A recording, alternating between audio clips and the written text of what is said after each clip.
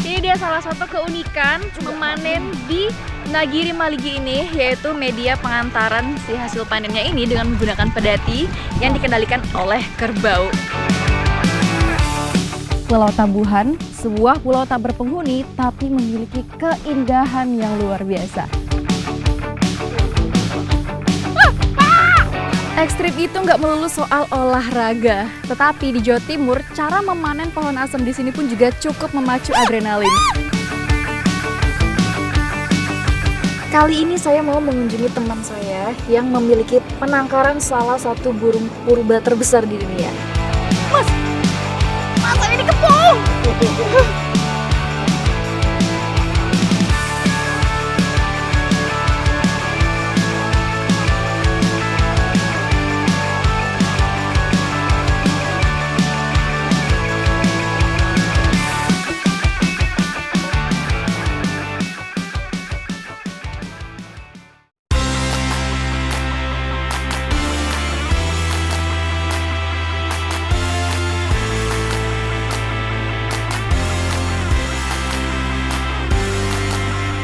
Perjalanan saya kali ini membawa saya ke sudut lain Banyuwangi, yaitu Pulau Tabuhan, sebuah pulau tak berpenghuni tapi memiliki keindahan yang luar biasa. Ikuti jejak saya, jejak petualang.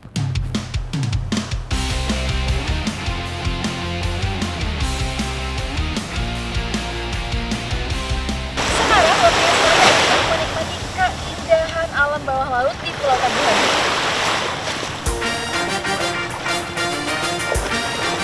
Begitu saya menyelam ke dalam air, pemandangan bawah laut yang menakjubkan langsung menyambut. Terumbu karang yang berwarna-warni, ikan-ikan tropis yang berenang lincah, dan kejernihan air membuat saya seolah masuk ke dunia yang berbeda.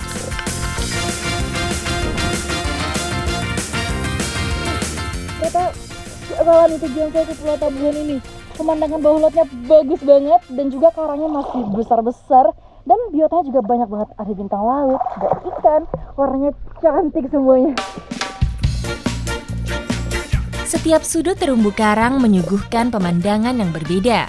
Mulai dari formasi karang yang unik, hingga berbagai jenis biota laut yang jarang ditemui. Snorkeling di Pulau Tabuhan memberikan pengalaman yang begitu memuaskan bagi para pecinta alam bawah laut.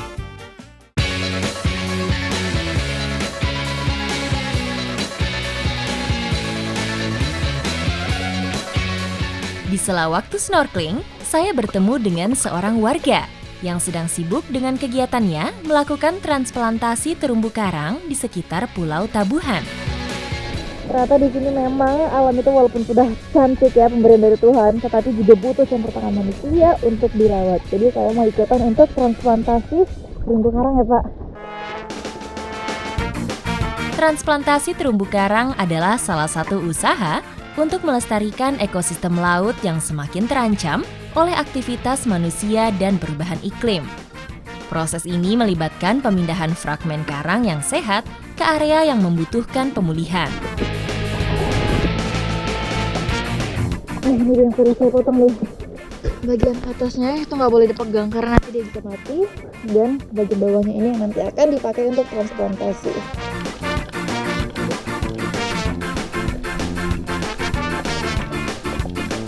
Ini dia perbedaan karang yang masih hidup dan juga yang sudah mati. Ini sebenarnya masih bisa dipakai, tapi akan lama sekali prosesnya. Berarti target kita hari ini yang seperti ini. Oke, ayo kita cari lagi Om.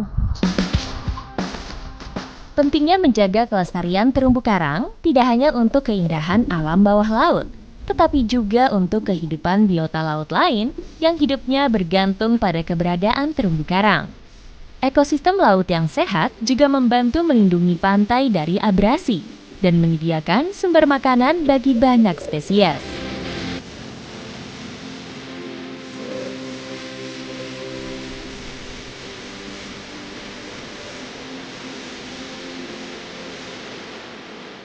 Sekarang kita sedang melakukan proses penanaman bibit terumbu karang. Jadi terumbu karang ini dipasang dalam posisi dihidupkan dan harus diikat sampai kencang. Dia nggak boleh bergerak ya Om, karena kalau bergerak dia malah tidak tumbuh.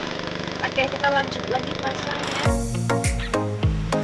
Penting untuk menggunakan struktur buatan seperti rak, bingkai logam atau beton untuk menanam fragmen karang. Atur fragmen karang dengan jarak yang cukup untuk memastikan mereka memiliki ruang untuk tumbuh. Penanaman bibitnya sudah selesai, ini sekarang waktunya untuk ditaruh di dalam air. Sekarang waktunya kita taruh transplantasi di dalam air, semoga terumbu karangnya bisa tumbuh dan juga cantik.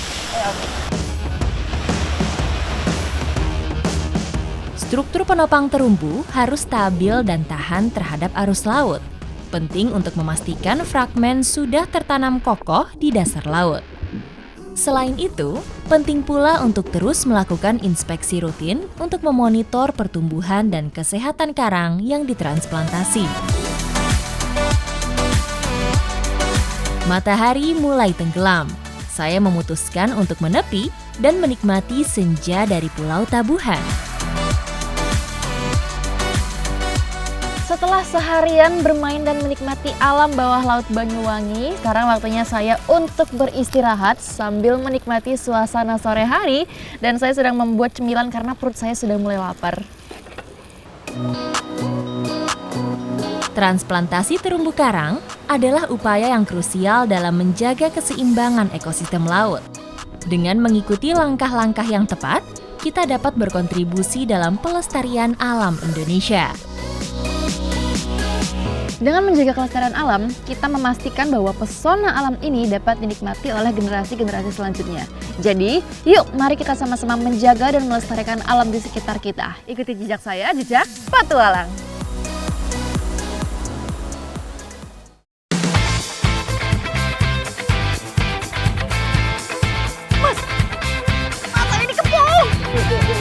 Saya melanjutkan perjalanan menuju Kota Gudeg, Yogyakarta.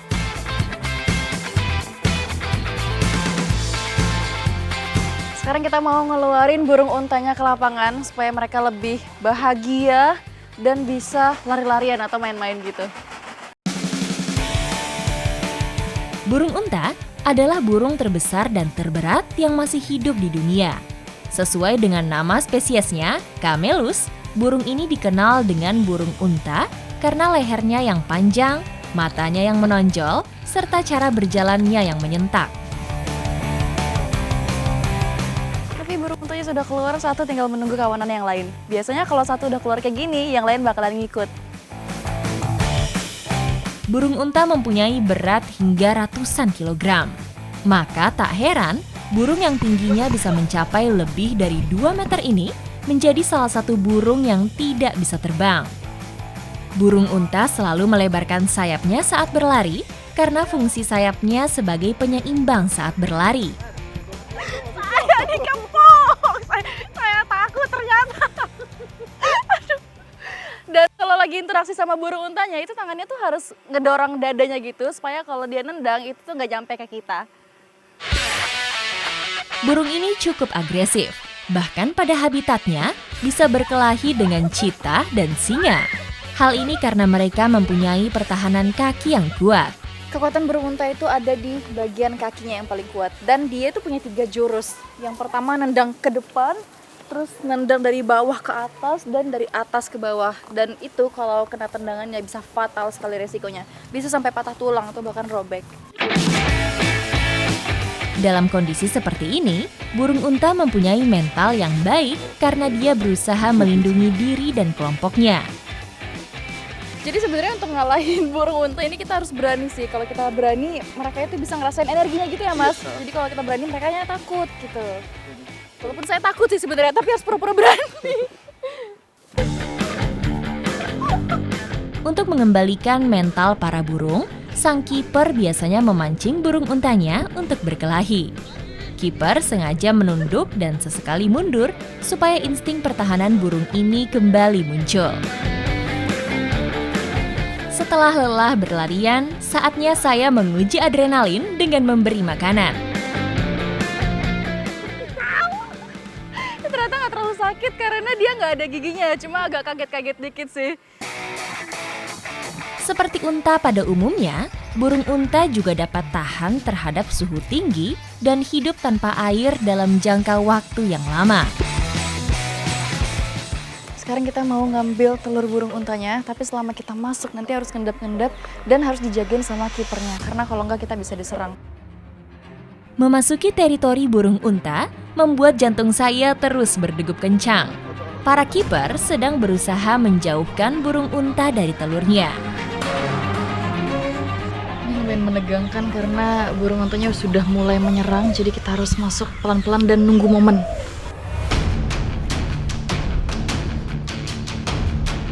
Perlahan namun pasti, saya melangkah mengiringi Mas Aswin yang menjaga saya.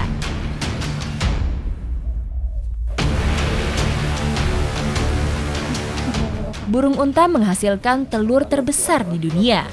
Bahkan beratnya bisa mencapai 2 kg setiap butirnya.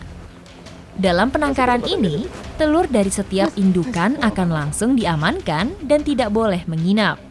Tujuannya supaya telur tidak rusak dan akan ditetaskan dengan inkubator.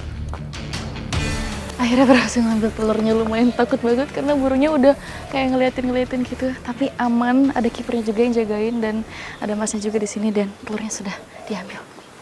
Sekarang kita keluar gimana, Mas?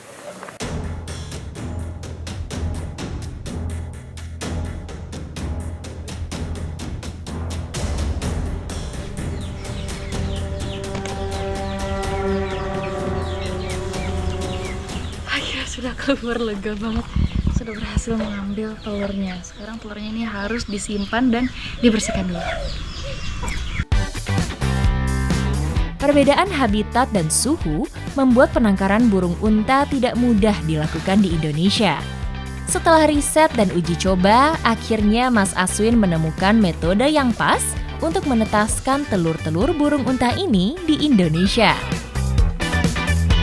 Setelah diambil, sekarang telurnya harus dibersihkan dengan ramuan khusus yang kita mau buat supaya terhindar dari bakteri dan telurnya itu bersih. Daun sirih dan garam sering digunakan untuk membersihkan telur burung unta. Setelah ditumbuk sampai halus, campurkan semua bahan ke dalam ember berisi air, lalu remas untuk mengeluarkan kandungan di dalamnya. Ternyata telur burung unta ini memang harus dibersihkan karena pori-porinya itu lumayan besar. Jadi bakteri dari luar gampang masuk ya, Mas. Ukuran telurnya yang besar dan berat membuat saya harus berhati-hati saat membersihkannya. Daun sirih mempunyai kandungan antibakteri yang dapat melindungi permukaan cangkang telur. Sementara garam dapat menjadi anti jamur dan mengontrol kelembapan pada telur burung unta. Setelah bersih, telur segera dipindahkan ke dalam inkubator. Setelah penelitian panjang, akhirnya Mas Aswin berhasil membuat inkubator khusus untuk menetaskan telur-telur burung unta ini. Telur yang sudah dibersihkan ini sekarang dimasukkan ke dalam inkubator selama 45 hari sampai menetas. Setelah usaha panjangnya, akhirnya sudah puluhan burung unta menetas dan tumbuh di penangkaran ini.